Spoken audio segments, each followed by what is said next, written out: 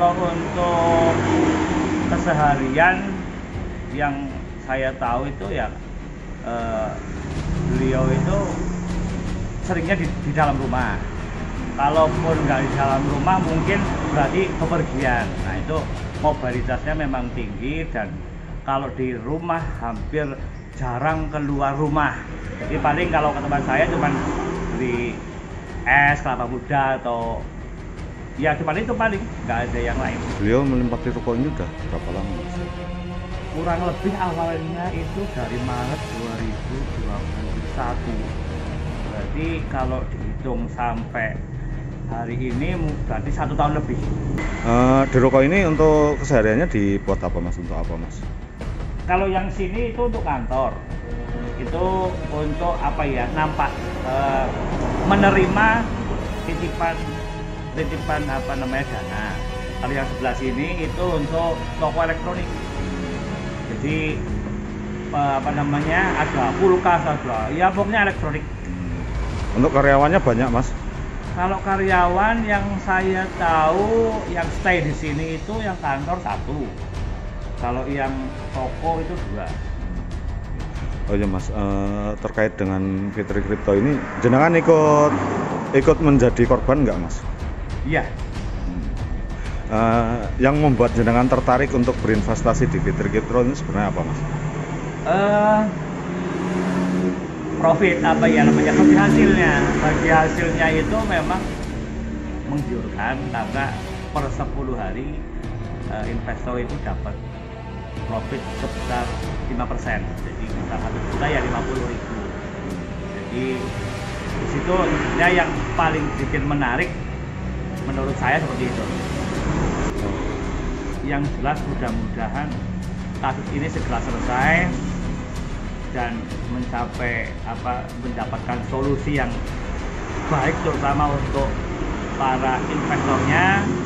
Dan yang jelas ini menjadi pelajaran berarti sekali, terutama buat saya, untuk tidak istilahnya merasa kepengen yang katakanlah tidak masuk akal secara perhitungan. Dan karena ini memang yang pertama buat saya katakan bahwa ini yang terakhir buat saya juga. Jadi dengan adanya kasus ini saya sudah kebal, kalau dirayu ini itu udah kebal.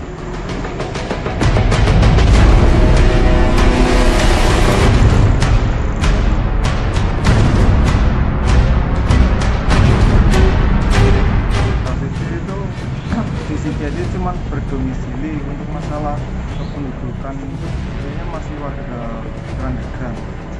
Ya kurang lebih sekitar bulan September kayaknya udah membeli toko yang ada di sebelah tempat kantor.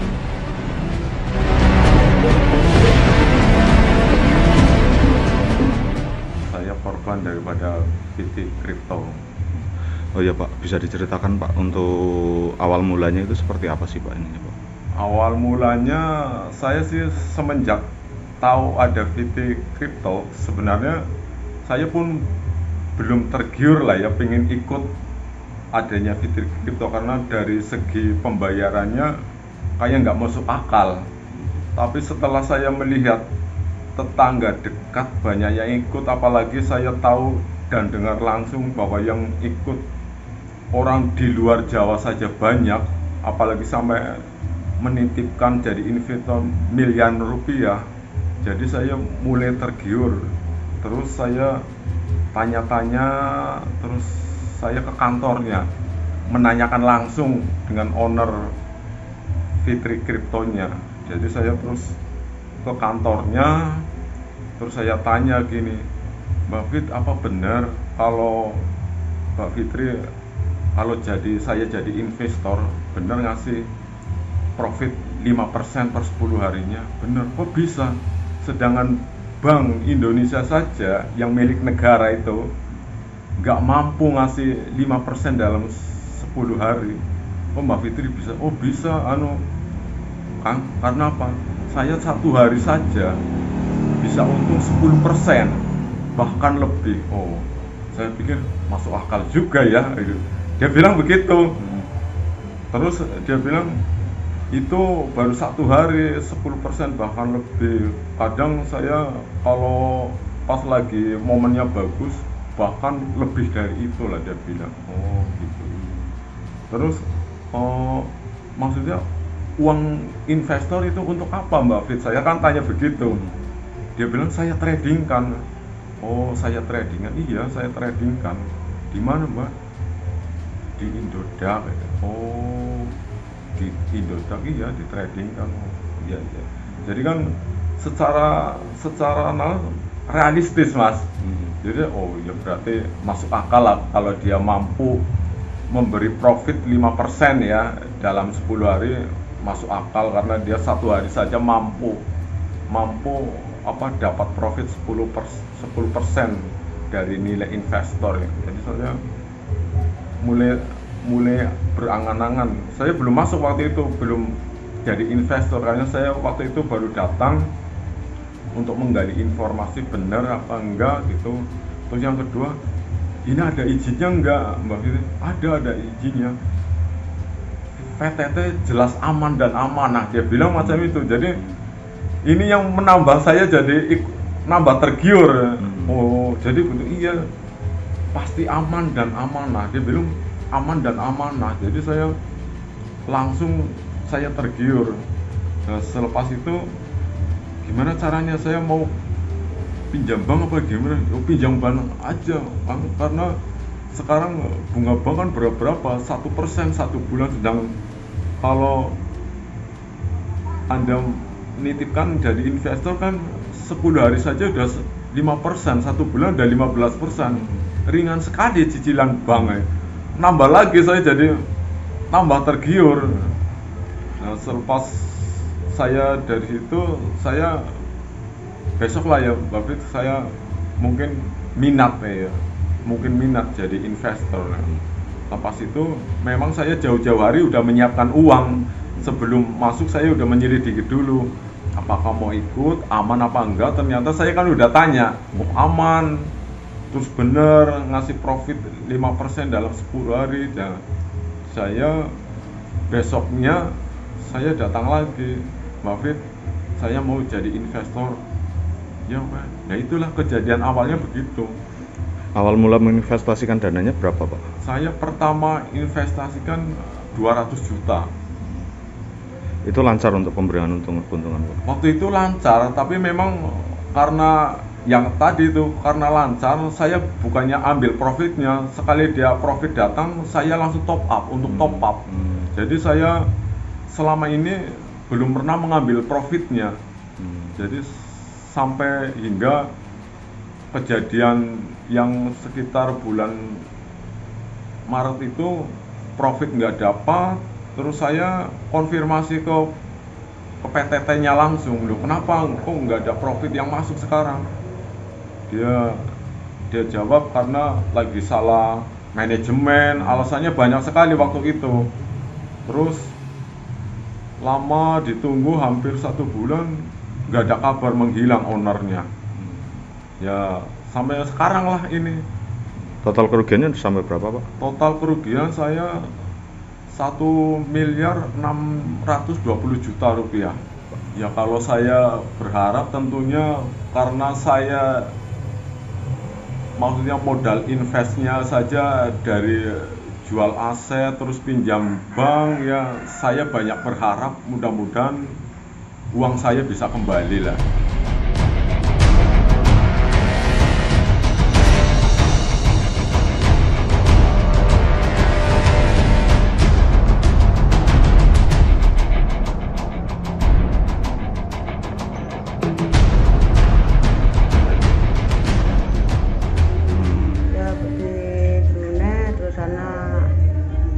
Suami terus berhenti sebentar, terus pergi ke Hongkong.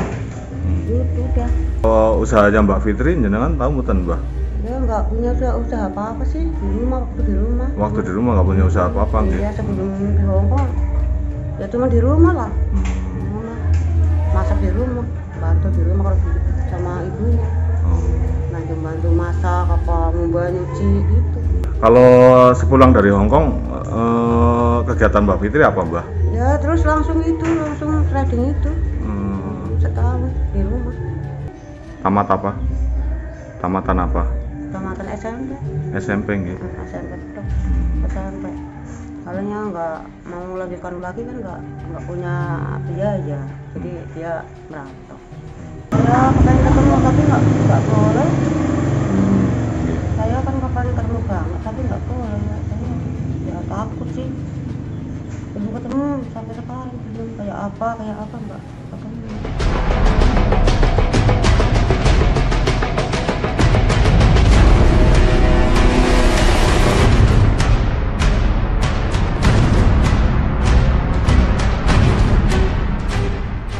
Terkait penanganan tindak pidana investasi bodong, kami masih terus melakukan penyidikan dan pendalaman baik terhadap korban-korban yang lain, kemudian juga kami masih menelusuri kemana disimpan atau dibelikan oleh tersangka dana-dana dari para korban tersebut. Kami juga mengimbau kepada masyarakat menjadi korban dari Fitrani Kripto ini bisa menghubungi kami Polres Kebumen, bisa melalui SPKT atau langsung kepada Pikir Reskrim Polres Kebumen. Dari luar pulau tetap kami fasilitasi, nanti tetap kami ambil keterangan dalam rangka mendukung proses penyidikan ataupun menguatkan perbuatan daripada tersangka tersebut.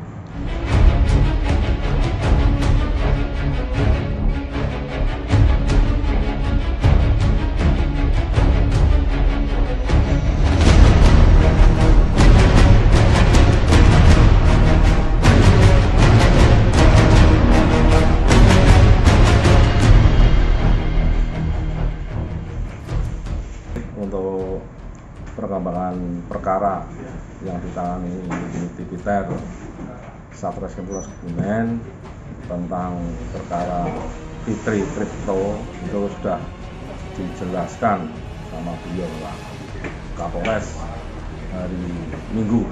Ya. Untuk perkembangan penyidikan itu dari tingkat penyidikan